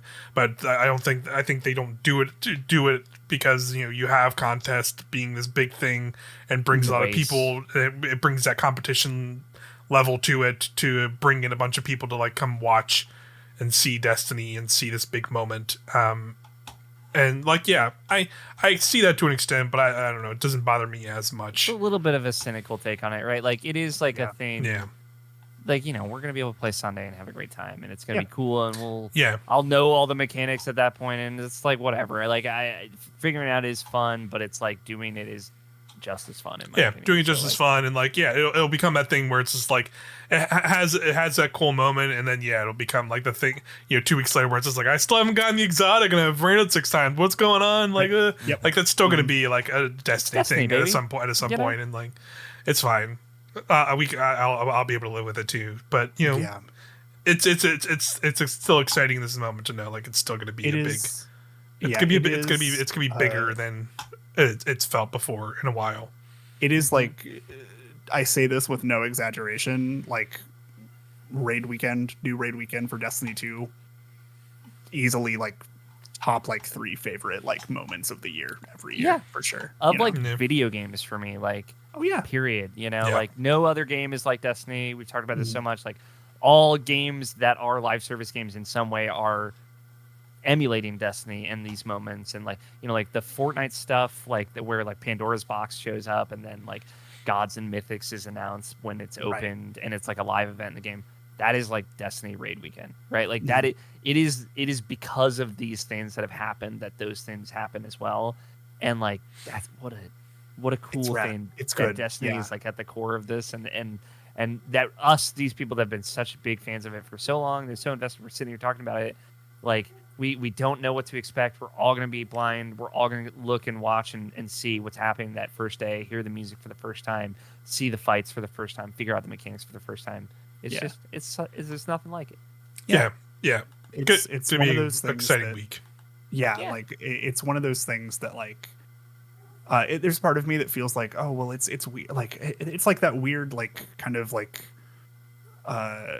devaluing like yourself and your experiences type thing, where you're just like, oh, it's weird to have like, oh, your favorite moments are like these like small bits for like your favorite moments that you like remember through your life are these like little small bits from a video game. But like fucking like hearing the fucking like music for the Nezarec fight kick in for the first time once you get to like his like second phase with the fucking drums, dude. Yeah. Or like doing the Rolk fight for the first time and then just like, oh, this is like kind of interesting and like really cool, and he's like not as big as you thought, and then the first fucking laser fires and you're like, oh fuck. Okay. And then you go up to the platform and he's like, all right, and he pulls and then it just turns into a fucking Final Fantasy 14 fight. Like like it is the fact that like I have those like really, really cool like experiences like met on their level but like shared with like really close friends of mine is something that is just like you just cannot like replicate it, I think, with like most other things. Video games are good, actually. They're pretty good, turns out. Destiny in particular, still a very good video game. Very good fucking video game. Yeah, because like so many Destiny haters are still just like, man, that game feels fucking good though, and I'm like, don't I know it, dude? Like, ooh. You proc bait and switch on Edge Transit, and you're having a fucking good time. Yeah. You know what I'm saying? You proc Firefly on anything, you know? Anyway. Beautiful stuff. Raids are cool. Yeah. Gonna be a good time that week. That week's just gonna be... If you, dear listener, are interested in doing contest mode and you can find a group, just give it a shot. Give it a shot. Try it. Just try it. If you're not having a good time, get out of there, but whatever, like give it a shot. I think that like if it is something that you're, and also Fireteam Finder exists, you know, like that's coming out of beta. Your mileage, it's out of beta already, I think. Like your mileage may vary, you know, but like, you know, it's one of those things that like, you know, contest mode doesn't come around very often, and as of once this raid is over, we aren't guaranteed anymore, right? So give it a shot. Yeah, I'm super curious. Yeah, what's gonna be next after that? And they did say like once the stuff is, we've beaten the witness and we're in the episodes, they're gonna give us some news updates about what's kind of the plans for Destiny going forward. So gonna be an interesting week, and then leading up into that and all that stuff. So can't wait. Last other thing that was in the TWAB that I just want to cover here was they're finally making some updates to the clans, which it's been a while since they've done literally anything with this. It is a system that I forget exists in the game until I need to run a raid with clanmates and then find out I have 13 engrams sitting there. And it's like, oh yeah, let me grab this. Let me grab like the one bounty I do for like this one time during a season. I grab the threader and then I log in. And that's like all pretty much it's been for months and years, frankly. So they're updating good old Soraya Hawthorne. They should bring back the really, really obnoxiously long voice line of "You just don't quit, do you?" And like they just need to bring that back because I miss it. It sucked and took too long. I miss it. But it was very great. You just don't give up, do you? Yeah, it's really good. But yes, so first off, Soraya is getting a vendor track like other vendors. So now when you get like clan XP, you'll still have clan levels, and those have their own things associated with them. But you also then upgrade her track, and you can have a screenshot here where it looks like it's, you get prime engrams still, but you'll get also just general engrams still from the rank ups and stuff. But you also get raid banners on that track, and it looks like there's also an Ascendant Alloy and a Shard from her. So no source of those, but there will also probably be. Yeah, she has more clan bounties as well, because right now I think she has just 4, and now she'll have 6. And there'll be other. I think there'll be some new bounties to do. I think they say what those are in here, but I forget. Yeah. There's like. Two new one. Yeah, here it is. Yeah, there'll also be 2 new bounty types, one for seasonal content and one for dungeons. So it'd be like do dungeons with clans or do seasonal activities with clans. Seasonal content one is actually kind of huge. Yeah. Like sometimes I'll just like see somebody post in like a clan chat and be like, "Is anybody want to run a coil?" And be like, I mean, yeah, I guess, you know, but like this will be like, all right, yeah, sure. Yeah, this is like a better reason to do it. And yeah, these will also grant clan reputation as well. And the clan, and then the clans perks, which you'll get. So now you have, there are some now, but like I couldn't even tell you what some of them are. But the one I know is you get to level 6 to get the Nightfall bounty because you need that. That's like the way. I think there's one that's like you get more from a chest at the end of a public event. Yeah, yeah. So they're pretty bad as they are now, but they're upgrading them. So here's clan level 2 will make raid banners at Hawthorne cost less. So good already. Level 3, the first clan bounty completed each week grants an exotic engram. Kind of love that actually. Yeah, that's not too bad. Yeah. This one I especially like. It's level 4. Raid rotator challenges grant spoils of conquest. Trials win grant additional trials rep. So I think both of those are both great. Both of those so good. Are nice because it makes that better. Yeah, so but what if you took spoils of conquest out of the game? Here's an idea, you guys. I don't dislike spoils of conquest. I just wish that they dropped more. I wish they just dropped more. Here's what you do: you just make it every time you dismantle a raid weapon, you get 2 to 5 spoils of conquest. That's it. That's all you have to do. I know. Listen, I'd honestly even be okay with 1. Like, I know it would be busted, but like, it doesn't fucking matter. I'm sorry. Yeah. It does. People only like at this point they're mostly people just use them to get the red borders now, and that's like clearly the thing. I feel like that's like the tricky part is because like that's the reason they're probably not touching that because they still want to like some kind of level of engagement to get people to get those, and it's like can only get 1 per week anyway. So stop gatekeeping this with weird currencies. It's just I hate it so much. Yeah. But basically what I'm getting from this is if the raid rotator challenges grant spoils of conquest, that is Taniks farming week right there. For sure. Yeah. It's just like, that raid has like a super easy challenge. Let's just go foil. Let's just go farm. I forget that that's a challenge because that's just how I do it all the time. The 4 bombs. Yeah, absolutely. Yeah. It's just super easy. It's so funny that like that basically that entire raid, like half of it, you just do the challenges anyway as like just the normal versions. Yeah, because they're just the easier. Same with Rolk too. It's pretty funny. I guess that's true. Yeah, the challenge for Rolk is like and Oryx if you can manage it, right? Like yeah. It's not really too bad. Level 5 is earn bonus crafted weapon XP from completing ritual playlist activities. That's fine, I guess. I don't really. I feel like that should be 4 instead of 5. Yeah.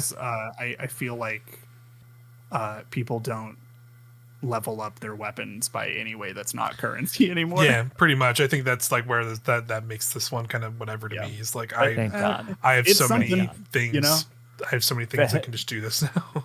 Best change they've made to crafted weapons the whole game. It's so nice. Oh my God. I used to like wait for like Team Scorched to come through and then just equip crafted weapons that I would want to level up on each of my like weapon slots and then just get a little bit of XP from those. But yeah, and then you can still do it, but like whatever. Yeah, thank God. And then level 6 is completing all clan challenges in a week grants an ascendant alloy. So I guess does that mean? Is that referring to doing all the bounties? I think it's Gambit, Vanguard, Raid. Yeah. I think it's the challenges, which would be like, oh no, you're saying the same thing. I'll just be over here if you need me. It's fine. Yeah. Okay. I got I'll just be over here. Thanks. Okay. Yeah. That's. I forgot. You're right. I forgot that those were only. I've been in like a clan for so long. I forgot that there are like those are tied specifically to clans. Yeah. Hence, going to see Hawthorne and finding out you have 13 engrams. Yeah, there's a crap load of engrams. Yeah. It's like, oh, I guess somebody in my fucking clan decided to play Gambit this week. All right, like, nice, thank you. I'll take some pinnacle here, I guess. I think in my clan there are like a couple of people that do have like max gilded dredgen. So gross. Sick. It's kind of gross. I feel bad that. Am I dredgen gilded for? Yes. Do I regret everything about my life? And I don't care for it. It's not something that I want to talk about. Yeah, I have not. I have not even gotten the base dredgen title. Good. I'll say it. I'll say it out loud on this podcast. And it's funny because like I think like I'm close. Like I think I literally all I'd have to do to get it is equip. It's the one where it's like equip a Gambit weapon in each slot and play a match of Gambit or win a match of Gambit or whatever. That's like literally what I'll have to do, and I'd have dredgen. I haven't even done it because if anything, you're better off. I don't give a. You're a better person than us, Mike. Is what we're saying. I don't give a fuck. I did somehow end up getting gilded Iron Banner or what is it? Whatever the Iron Banner title, Iron Lord 2. Yeah, I did this season because I was really like, shit. That one I wasn't even trying to get it. In our group chat, Cam. You're fucking proud of it, you sicko. No, I posted it as like a please mock the shit out of me. Yeah. Just shamed. I want to shame myself. Yeah, please. Sweaty. Yeah. But yeah, that's I think that's like largely it. Like, you know, like you said, Fireteam Fire's out of beta, and that's cool. I think people have already been using Fireteam Finder use that multiple enough. times this week. I actually haven't used it yet. I haven't really either. I'm also just surrounded by a bunch of people that if I'm like, somebody want to do this? Or like, yeah. And I'm like, cool, great. Exactly. I just don't have to do this then. Exactly. Same. I should just like pick a weekend and like, all right, everything I'm going to do is just in Fireteam Finder so I can just like fuck around with it. But I'll tell you about my new wife, the Strand Titan that came in and helped me beat Legend Avalon in 33 minutes. So happy for you. Using Winterbite and Synthoceps. Thank you, Strand Titan. I love you. Please marry me. Hope she sees this, you know. Yeah, if she's listening out there, and like people come and chat on Fireteam Finder for me a lot and say like, you know, hey, let's try this, or like, you know, you get it's effectively the same thing that the app did before. If anyone used that, which I did as well. I definitely don't feel comfortable now that I've come out as trans to like do raids and stuff anymore. But for like minor stuff, like, you know, just jumping into whatever text chat is acceptable, I think it is. It's very good. Yeah, I use the apps. Like ultimately, it's been a thing where it's just, you know, I use that for like, I need to do legend, whatever the fuck seasonal thing is, to get the title this time. So let me just get two random people and do this bullshit real quick. That's all I've ever used that for. So like there will probably be a point where I use Fireteam Finder when I need to do one of those, but like it hasn't really, we haven't had that in a while. So it's just been like, most of the things is just like, when I want to run a dungeon, I just like hit up our group chat or my clan and just go like, hey, want to do Warlord's Ruin? And usually two other people are quickly just do that. Yeah, I know. It's like, I'm gonna get that. Hey, you want? Hey, I still don't. Hey, I still don't have that fucking gun. You guys want to run Warlords Ruin after this? We can maybe run Warlords after this. Yes. But, I mean, I've already run it this week. Can you get like a second chance if you run it again? You run it on a different character. Yeah. Oh, I don't want to do that. Okay, well, sorry. Plans ruined. It's fine though. But hey, I think that's all the Destiny for this week. A lot of it's good stuff. Yeah, I'm still excited to keep trudging it on through Onslaught to try and get some more shinies. That's pretty much my plans. Going forward. Same. Like as I've been like trying to go through and clean up my quest tab, because it is. I've gone through and gotten it down to just one page, which feels huge. But most of it was just like catalyst quests from the past 2 years that I just never bothered to finish. Nice. So I just used like regular ass Onslaught for that, and it was great. Yeah. Nice. And so like that was pretty cool. But yeah, that's basically been it. It's just been doing some like occasional grinding for guns and trying to get the fucking buried bloodline. But I'm bounty prepping everyone. Look at me, I'm a sicko. I'm the fucked up one now. I'm honestly impressed that you're bounty hunting, but also like specifically do not give a fuck about like contest mode, because like almost everybody I know that bounty preps is for that reason. Hey, you're right. It's very like, I say this out of pure love. That's fucking weird. I like to get the artifact perks and have fun. Like I get you. I get it. Yeah. But like what? You know? I was on the copium train that I was hoping they would make it so you didn't have to for some reason because it's some new system. We very well could find out like May 17th that we get the twab that's like, hey, by the way, don't do this. And I'm like, yeah, just be in the patch notes. Yeah. It's still possible, but to be fair, I did also see one or two Bungie employees on Twitter.com being like, "I'm starting my bounty prepping." I'm like, "Fuck." Sure, yeah, that's like one of those things. It's if like, they're doing it, well, it's like the same thing of like the checkpoint bots. They're just like, yeah, you honestly do a great service, so we don't have a problem with you. So yeah, whatever, right? But also to be fair, they could be doing it because they're trying to do like contest raid. Well, I don't think they're allowed to do contest stuff actually now. You can still do contest. You're just not like eligible for the race, right? Right. I see. Okay. Yeah. So maybe they just want to do that. So it could be because of that. Hell yeah. Because like you said, it is like largely what I do. But I'll say like in previous, I've also done it just randomly during seasons because of what Ari said, where it's just like hey, this just gives me like a good little jump start of the start, through the battle pass and through the. Yep. Through getting seasonal mods and whatever and whatnot. So I have like no self-control also. Like if I have more than like 5 or 6 bounties that are ready to pop, I'm just like, I gotta click that fucking button. I gotta click that fucking button. Just get rid of all. Yeah.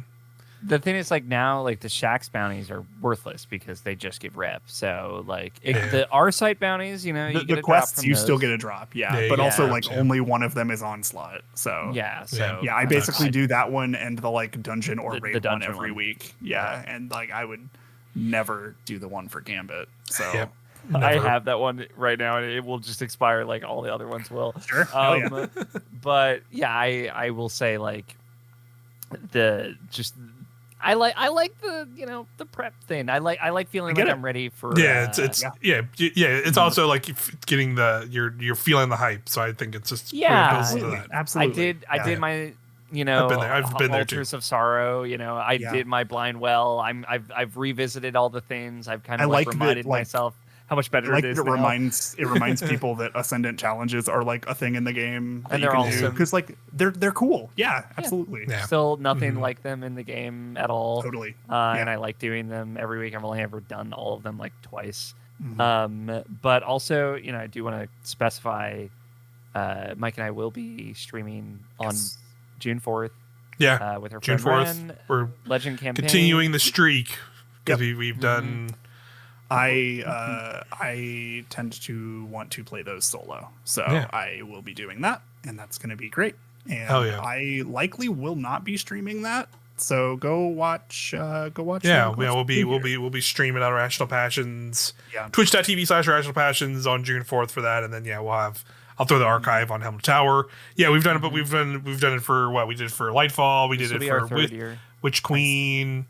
We didn't do it for Beyond Light. We did do it for Shadowkeep, actually. Yeah, I was gonna say Shadowkeep, and even if you go back, way back in the Rational Passions YouTube channel, you can find you can find there's Last Wish, but you can find me solo streaming the Forsaken campaign. Hell yeah.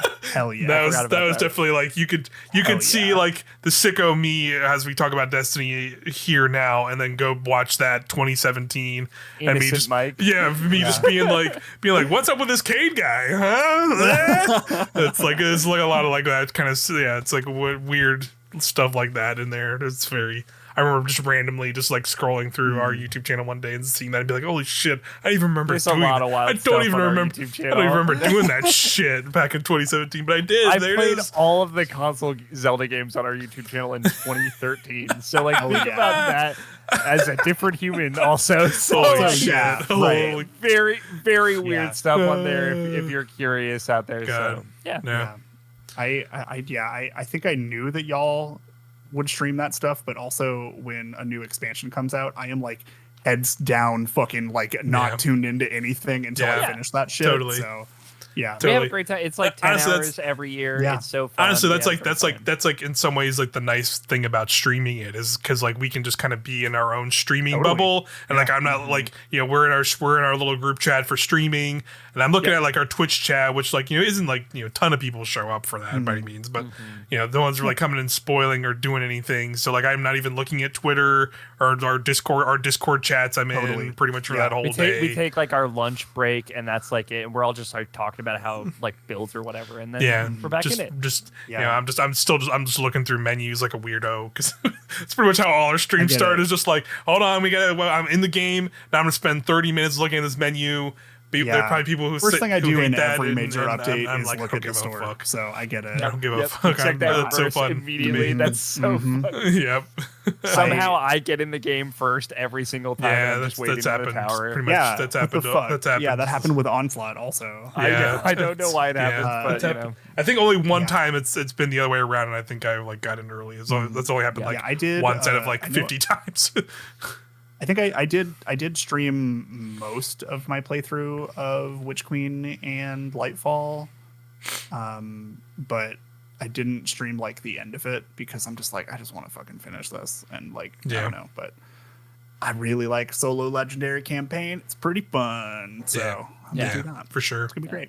Yeah, it's gonna be a good time. We still have plenty of time before that. Though we have like a month and a half. Plenty to do and Into the Light. I'm sure we're gonna get a lot of news here soon in the coming weeks. But I think that'll do it for this week in Testnichu. Thanks as always, everybody, for checking us out here on youtube.com/Helm to Tower and or on podcast services. Much appreciated. I didn't even mention it, but you probably have already very much noticed after like watching this for 2 hours that I upgraded some of the graphiciness of our layout here, so it's great. a little bit better, better alignment than our three boxes floating in space on a background, which I think it just looks. I just wanted something a little nicer for the trio of us. Yeah, now the fire team. Whoa! And we're getting lit. We're getting lit up here. Happy 420. We're lit up. And now it's time to do our deeds. Cheer! It's time to do our deeds on off camera because I don't want to get our YouTube channel like shut down for smoking or something. So anyway, goodbye everyone. Bye. We love you. Bye. Bye.